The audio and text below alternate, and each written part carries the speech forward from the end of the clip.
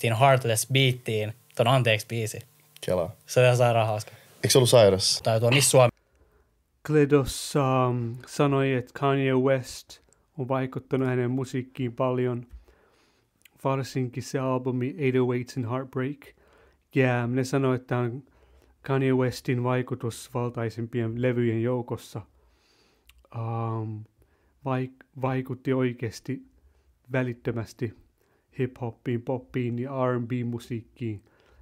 Ja uudet rapperit ja Drake on edes sanonut 2009, että miten se oli vaikuttanut hänen tyyliin ja soundiin.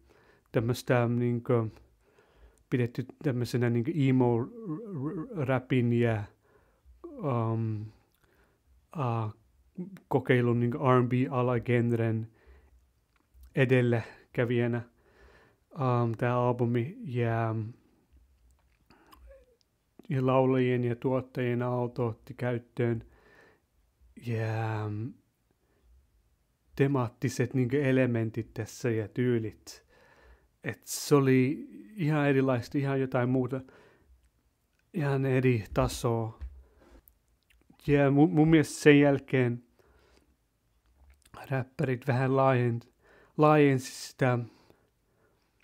sitä niinku ajatusta, että miten kohtaa jonkun kappaleen, että se ei tarvi olla välttämättä vaan semmoista tekstiä, yhdenlaista tekstiä vai yhdenlaista soundia, että voi sekoittaa ja voi mennä syvempään, vähän niin kuin semmoista tunteellisempaa soundin mukaan enemmän ja fiiliksen mukaan enemmän. Että voi tuoda edes esille tunteita.